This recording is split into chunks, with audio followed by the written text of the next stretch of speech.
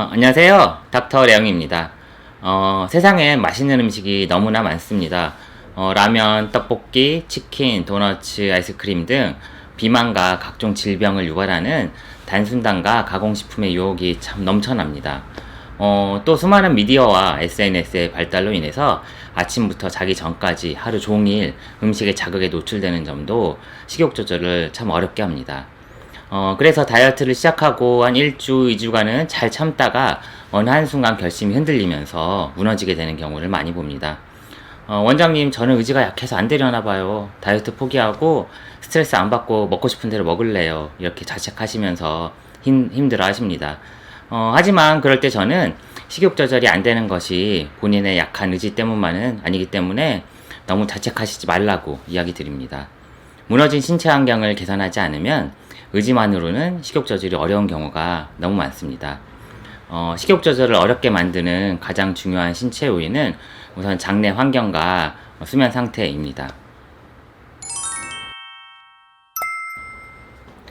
소장과 대장에 자리 잡고 있는 장내 세균은 음식물의 소화 흡수에 많은 역할을 담당하고 있습니다. 우리 몸에 들어오는 음식물의 70% 이상을 장내 세균들이 분해하고 있습니다. 장내 세균의 구성은 고정되어 있지 않고 수시로 변하게 되는데, 특히 우리가 먹는 음식과 복용하는 약에 따라서 장내 세균의 분포가 많이 달라집니다. 그래서 장내 세균을 검사해보면 평소에 어떤 음식을 주로 먹고 살았는지가 나타납니다. 채소와 섬유질 섭취가 많은 분들은 프리보텔라 균이 많아지고, 당분과 가공식품, 육류의 섭취가 많은 분들은 박테로이데스가 우세한 상태가 됩니다. 그리고 이러한 장내 세균의 분포는 우리의 식욕을 조절하기도 합니다. 당분을 주 영양원으로 삼는 유해균이 많아질수록 우리 몸은 더 많은 당분을 원하게 되고 당순당의 유혹에서 벗어나기 힘든 상태가 됩니다. 실제로 특정 장내 미생물은 체내 혈당 수치와 상관없이 뇌가 저혈당 상태로 인식하게 만드는 호르몬을 분비하는 것으로 알려지기도 했습니다. 우리가 느끼는 식욕이 정말 내가 원하고 먹고 싶은 것이 아니라 실은 뱃속의 장내 세균들의 욕구이기도 한 것입니다. 장내 세균의 대사산물들도 식욕 조절에서 중요한 역할을 합니다. 장내 유익균들이 만들어내는 대표적인 대사산물로는 단세지방산이 있습니다. 사람의 소화 요소로는 분해하지 못하는 식이섬유를 분해해서 아세트산, 뷰티르산 같은 단세지방산을 만들어냅니다. 이 단세지방산은 지방세포에 작용해서 포만감을 느끼게 하는 호르몬인 렙틴의 분비를 촉진시켜서 식욕을 억제하는 역할을 합니다. 또 단세지방산은 GLP-1의 분비에도 깊은 관련이 있습니다. GLP-1은 요즘 세계적으로 가장 각광받는 비만 치료제인 삭센다, 위고비의 주성분으로서 뇌에서 포만감을 느끼게 하고 췌장의 인슐린 분비를 촉진해서 혈당을 내리는 작용을 합니다. 최근 연구 결과에 따르면 장내에 단세지방산이 풍부해야지 대장의 L세포에서 GLP-1의 분비가 활발해진다는 사실이 밝혀졌습니다. 종합해보면은 유익균이 우세하고 단세지방산이 풍부한 장내 환경을 가지게 되면 당분을 덜 찾게 되고 포만감을 쉽게 느껴서 식욕 조절이 쉬운 반면에, 유해균이 우세하고 단세지방산이 적은 장내 환경이 되면은 당분의 유혹을 더 강하게 느끼고 식욕 조절에 어려움을 겪게 되는 것을 알 수 있습니다. 수면의 불량도 식욕 조절을 어렵게 만드는 중요한 요인입니다. 현대 사회에는 수면을 방해하는 요인들이 너무나 많습니다. 밤에도 낮과 같이 밝은 백색 조명, 지속적인 집중과 각성을 위해 마시게 되는 커피와 에너지 음료들, 실내 활동이 늘어나면서 생기는 부족한 일조량과 운동량 감소 등 이렇게 만성적인 수면 부족과 수면의 질 저하는 다양한 기전으로 식욕 조절을 어렵게 만듭니다. 우선 수면 상태는 호르몬에 영향을 끼칩니다.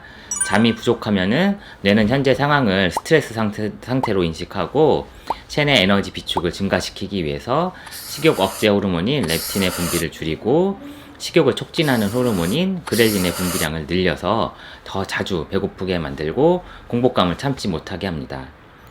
또 스트레스에 대항해서 분비되는 호르몬인 코티솔도 식욕을 자극시킵니다.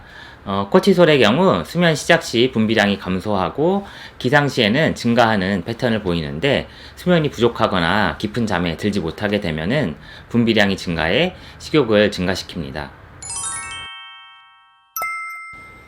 수면 부족은 뇌의 판단 능력에도 영향을 끼칩니다.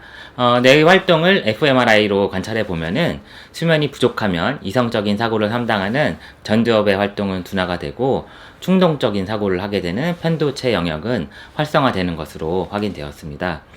그 결과 합리적인 의사결정을 내리기 어려워지고 식욕을 조절하는 능력은 떨어져서 충동적인 식사를 하게 되고 고칼로리, 인스턴트 등 자극적인 음식에 끌리게 되는 것입니다.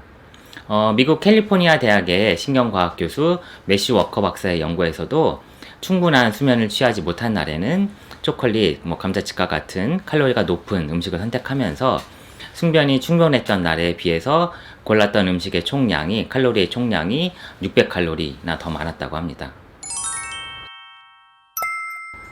예뻐지기 위해서 또는 건강해지기 위해서 정말 많은 분들이 다이어트를 시도하고 계십니다. 그런데 또 동시에 많은 분들이 당분과 가공식품의 유혹을 이겨내지 못하고 다이어트에 실패하고 좌절을 겪기도 합니다. 저는 왜 이렇게 의지가 약할까요? 저는 다이어트가 안 되는 체질인가 봐요. 이번 생에는 다이어트 포기해야겠어요.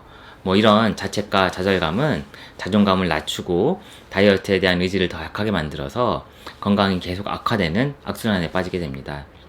너무 자기 자신을 자책만 하시기보다는 현재 상태의 내 몸을 사랑하고 잘 돌보려는 마음이 필요합니다. 건강한 식단으로 장내 유익균을 잘 가꾸고 긍정적이고 즐거운 마음가짐으로 좋은 수면 습관을 유지한다면은 분명히 건강한 다이어트에 성공하실 수 있습니다. 지금까지 닥터 레영의 한의사 김래영이었습니다. 감사합니다.